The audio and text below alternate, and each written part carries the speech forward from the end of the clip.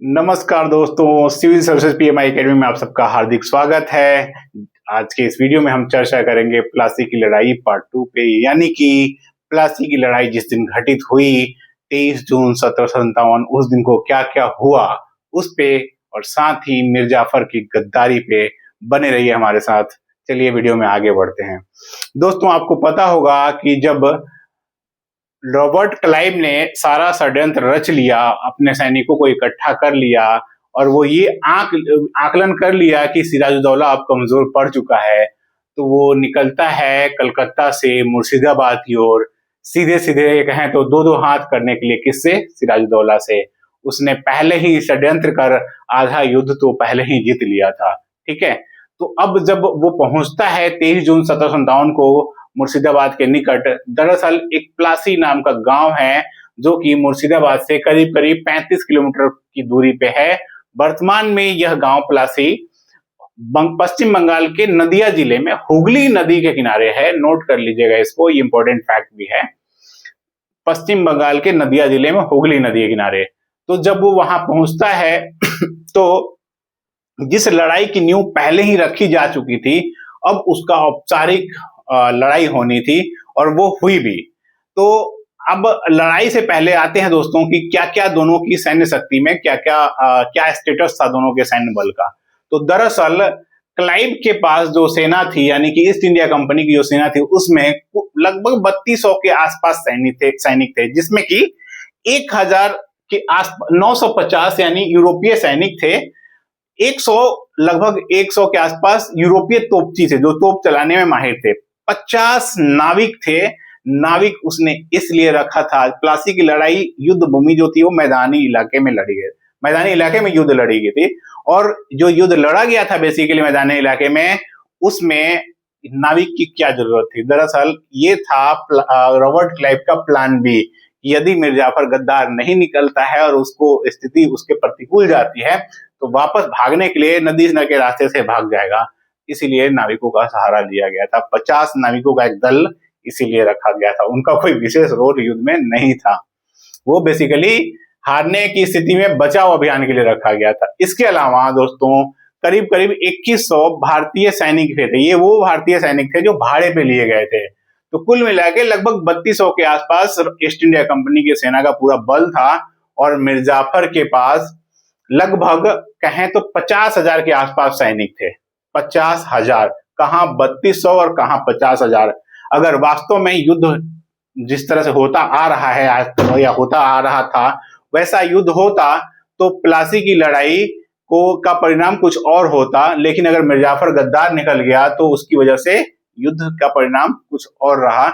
आते हैं कंपनी की सेना पे एक नजर, सॉरी सिराजुद्दौला की सेना पे एक नजर डालते हैं। सिराजुद्दौला की सेना में हम पहले ही बता चुके हैं कि लगभग 50,000, उसमें से 3 नाम आता है बेसिकली, जिसमें सबसे बड़ा नाम है मीर जाफर। मीर जाफर के बाद राय दुर्लभ और उसके बाद खादिम खान। इन तीनों के पास सेना का एक ठीक ठाक करीब करीब कहा जाता है कि आधे से अधिक सैनिक तो इन्हीं तीनों के पास थे, जिसमें मीर जाफर के पास बहुत बड़ा सैन्य बल का एक साथ था इकट्ठा, और वो लड़ाई के मैदान में उतरे भी थे। लेकिन जब युद्ध चल रहा था, युद्ध हो रहा था, तो ये मीर जाफर के नेतृत्व वाले पूरे सैनिक, राय दुर्लभ के नेतृत्व वाले पूरे सैनिक, खादिम खान के नेतृत्व वाले पूरे सैनिक मुंह ताक के देख रहे थे, आदेश का इंतजार कर रहे थे। उनको पता था सैनिकों को भी कि आदेश नहीं आना है, और मीर जाफर को भी पता था कि हमें आदेश नहीं जाना है, इसीलिए आदेश नहीं देना है। इसीलिए कहा जाता है कि प्लासी की लड़ाई में मीर जाफर ने विश्वासघात किया सिराजुद्दौला के साथ। वो तो युद्ध लड़ा ही नहीं, अपने सैनिकों को उतारा ही नहीं मैदान में, और प्लासी की लड़ाई में आगे क्या होता है वो मैं जिक्र करता हूँ। ये सब तो नहीं हुआ साथ में। अब ऐसा तो नहीं था सिराजुद्दौला लड़ा नहीं, सिराजुद्दौला के कई सारे वफादार सैनिक थे, कई सारे सैन्य कमांडर थे, वो लड़ रहे थे। उसमें एक बड़ा नाम था मीर मदन का। मीर मदन जो है वो एक अग्रिम टुकड़ी का नेतृत्व कर रहा था एक कमांडर के रूप में, लेकिन जल्दी ही वो मीर मदन मारा गया। जब उसके मरने की खबर सिराजुद्दौला तक पहुंचती है तो सिराजुद्दौला ये सब तो दृश्य देख ही रहा था मीर जाफर वाला, फिर भी पहुंचता है मीर जाफर के पास और सलाह लेता है कि क्या किया जाए। मीर जाफर कहता है कि नवाब साहब आप यहाँ से भाग लीजिए, उसी में आपकी भलाई है। नवाब साहब भी वही करते हैं, अपने 2000 घुड़सवारों को लेते हैं और युद्ध के मैदान से भाग जाते हैं। इसीलिए प्लासी की लड़ाई में कहा जाता है कि नवाब जो थे वो भगोड़ा थे, भगोड़ा सिराज भी कहा जाता है। ठीक है, तो इसके बाद अब दोस्तों आते हैं कि क्या प्लासी की लड़ाई वास्तव में एक लड़ाई थी, क्या वास्तव में यह एक युद्ध था? दोस्तों, अगर भारतीय इतिहास के अन्य घटनाक्रमों को देखें, अन्य युद्धों को देखें, तो प्लासी की लड़ाई वाकई में कोई लड़ाई, विशेष लड़ाई नहीं थी, एक छोटी सी सैन्य झड़प थी। क्या था यह, एक पे इसमें नजर डालते हैं।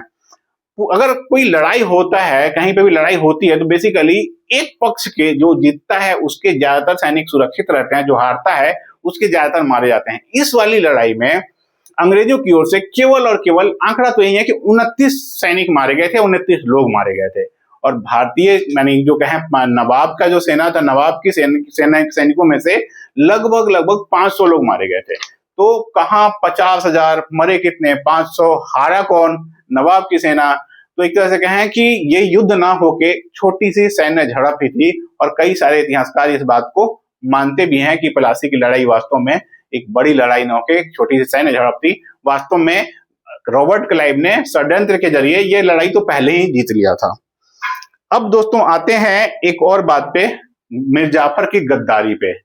कहा जाता है कि मिर्जाफर, मैं बार बार रिपीट कर रहा हूं, ये टॉपिक भी उसी से इर्द गिर्द है कि मिर्जाफर यदि गद्दार नहीं होता तो प्लासी की लड़ाई नहीं, सिराजदौला नहीं हारा होता। मिर्जाफर को कई बार कहा जाता है कि वो बंगाल का विभीषण था, उसको यह भी कहा जाता है कि वो भारत का दूसरा जयचंद था। कुल मिला के मिर्जाफर के विश्वासघाती रवैये से यह लड़ाई सिराजदौला ने को हारना पड़ा। अब क्या होता है, मिर्जाफर ने विश्वासघात तो किया, क्या आपको पता है इसके कुछ प्रमाण हैं? दोस्तों, आपको इसका मैं प्रमाण देता हूँ। मिर्जाफर, जैसे मुर्शिदाबाद इनका कैपिटल था बंगाल का उस समय, वहां पे जो हवेली थी, राजा की भी, नवाब की भी हवेली थी, साथ में मिर्जाफर की भी हवेली थी, लेकिन आज भी उस हवेली के खंडहर मुर्शिदाबाद में विद्यमान है। खंडहर है, उसमें कोई रहता नहीं है। उसके छोटे छोटे कई सारे अलग अलग दरवाजे हैं, कई सारे तोरण द्वार टाइप के हैं।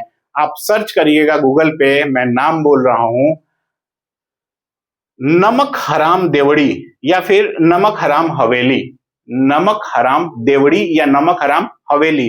दरअसल ये क्या है, यह मिर्जाफर का वो खंडहर घर है, वो खंडहर हवेली है जिसके आज भी सबूत मुर्शिदाबाद में मौजूद हैं। वहां पे अगर कोई राह चलता हुआ व्यक्ति जाता है तो वो उसकी वो विश्वासघात को याद करता है, मिर्जाफर के गद्दारी को याद करता है। चलता हुआ व्यक्ति वहां पे प्रायः इतना दुखी होता है कि वो अपना चप्पल निकाल के 2-4 चप्पल लगाता है, कहाँ पे?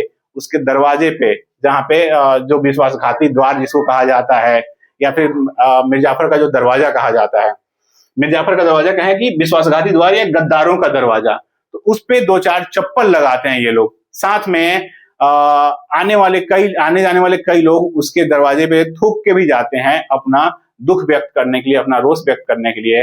और स्थिति तो यह भी है कि मिर्जाफर के वंशज जो आज भी मुर्शिदाबाद में रह रहे हैं, उनपे भी लोग आज भी काफी ज्यादा विश्वास नहीं करते हैं। दोस्तों, एक और इंटरेस्टिंग चीज बता दूं कि एक विशेष धर्म के लोग आज भी बांग्लादेश, भारत या पाकिस्तान में अपने बेटों का नाम कभी मिर्जाफर नहीं रखते। पता है क्यों? क्योंकि वही उसने गद्दारी करी थी। मिर्जाफर एक ऐसा नाम है जो एक ही व्यक्ति के लिए फेमस है। आप गूगल करेंगे तो मिर्जाफर में एक ही नाम आता है। चलिए दोस्तों, अब आगे बढ़ते हैं और देखते हैं कि मिर्जाफर ने गद्दारी क्यों की। दोस्तों, दरअसल जब अलीवर्दी खां का शासन था भारत में, तो उस समय मिर्जाफर एक साधारण सैनिक के रूप में अलीवर्दी खां की सेना में शामिल हुआ।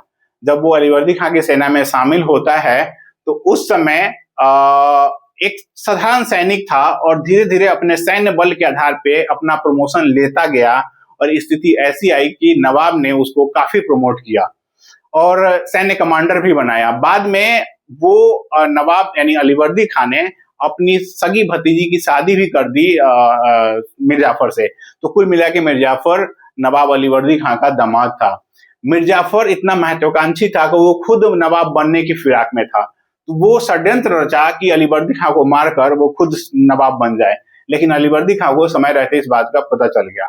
वो उसको बुलाता है और आगे का घटनाक्रम ऐसा होना था, लेकिन इसी बीच मिर्जाफर मर गया और नवाब का इसका नवाब मिर्जाफर अलीवर्दी खां मर गया और सिराजुद्दौला खां का नवाब बनने का सपना टूट सा गया। इसमें होता क्या है, इसके बाद जल्दी ही सिराजुद्दौला बन जाता है नवाब। सिराजुद्दौला के नवाब बनने पे जो महत्वाकांक्षी मिर्जाफर था, इसका सपना एक तरह से कहें टूट सा गया। इसने मिर्जाफर के साथ भी गद्दारी करने की शुरू से ही प्रयास किया और साथ में ये भी मिर्जाफर की हत्या का प्लान रचने लगा था।